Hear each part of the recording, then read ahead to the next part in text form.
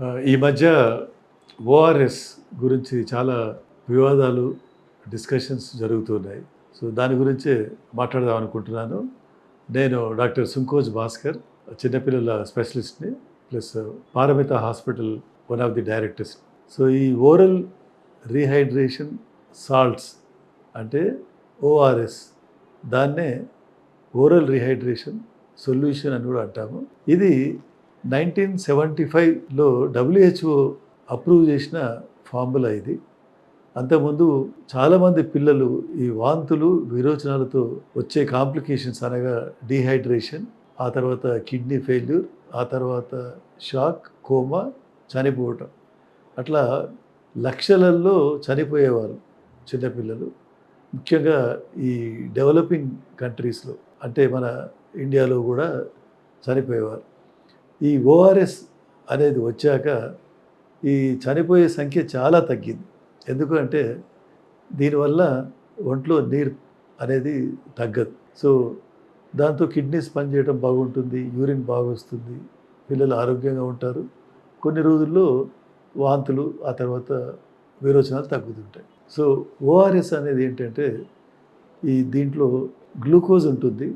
గ్లూకోజ్తో పాటు కొన్ని సాల్ట్స్ ఉంటాయి, లవణాలు ఉంటాయి. వాటినే ఎలక్ట్రోలైట్స్ అంటాము. Sodium, potassium, chloride. సో, ఇవి సరైన రేషియోలో ఉండాలి. సరైన రేషియోలో ఉంటే దానివల్ల హాని జరగకుండా మేలు జరుగుతుంది. అయితే ఇప్పుడు ఈ మధ్య WHO గ్లూకోజ్ లెవెల్ ఇంకా తగ్గిస్తే బాగుంటుందని గ్లూకోజ్ లెవెల్ ఇంకా తగ్గించి ఈ WHO ఫార్ములా కొత్తగా ఇంట్రడ్యూస్ చేసింది. దాంట్లో షుగర్ తక్కువ ఉంటుంది, ఎలక్ట్రోలైట్స్ రేషియో అలాగే ఉంచారు. దాంతో డీహైడ్రేషన్ రావట్లేదు, విరోచనాలు కూడా కొంచెం త్వరగా తగ్గుతూ ఉన్నాయి. ఇది WHO ఫార్ములా. అయితే ఇప్పుడు ఇక్కడ ఇంకో చిన్న ప్రాబ్లం వచ్చేసింది. ఏంటంటే మార్కెట్లో ఓఆర్ఎస్ అనే పేరు మీద రకరకాల బ్రాండ్స్ మంచి టెట్రా ప్యాక్లు బాగా అమ్మడిపోతున్నాయి. ఎందుకంటే అవి చాలా రుచిగా ఉంటాయి. ఎందుకు రుచిగా ఉంటాయి? దాంట్లో షుగర్ కంటెంట్ చాలా ఎక్కువ ఉంటుంది. సో, ఇటువంటి ఓఆర్ఎస్ లిక్విడ్స్ ఇవ్వటం వల్ల పిల్లలకున్న విరోచనాలు ఇంకా ఎక్కువై సీరియస్ అవుతూ ఉంటారు.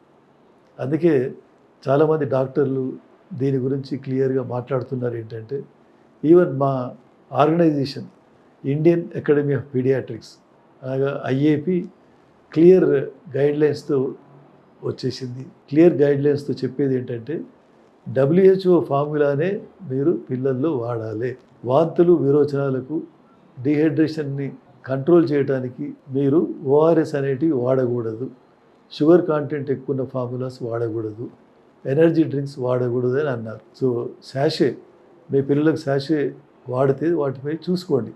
WHO అప్రూవ్డ్ ఫార్ములా ఓఆర్ఎస్ అని ఉంటేనే అవి వాడాలి. అట్లాగే వాటిని సరైన రీతిలో మీరు డైల్యూట్ చేయాలి. మీరు చాలామంది శాచెట్స్ తీసుకుంటారు, అందులో కొంచెం పొడి, కొంచెం నీళ్లు కలిపి తాగిస్తుంటారు. అట్లా చేయకండి. దానివల్ల మీరు ఇచ్చే లిక్విడ్ పలచగా కావచ్చు, కాన్సన్ట్రేటెడ్ కావచ్చు. దాంతో మనకు రావాల్సిన ప్రయోజనం రాదు. సో, శాచెట్ చిన్నదైతే 200 ml వాటర్లో కలిపి దాన్ని మీరు 24 hours నిల్వ ఉంచుకోవచ్చు. లేదా ఒక పెద్ద ప్యాకెట్ అయితే దాని మీద రాసి ఉంటుంది, 1 లీటర్ నీళ్ళల్లో కలిపి 24 hours ఉంచుకొని మధ్య మధ్యలో తాగిస్తూ ఉండాలి. సో, చెప్పే ఉద్దేశం ఏంటంటే ముఖ్యంగా WHO ఫార్ములా ఉన్న ఓఆర్ఎస్నే వాడండి. మామూలు ప్లెయిన్ ఓఆర్ఎస్లు మార్కెట్లో దొరికేటివి వాడవద్దు. అవి ఎనర్జీ డ్రింక్స్.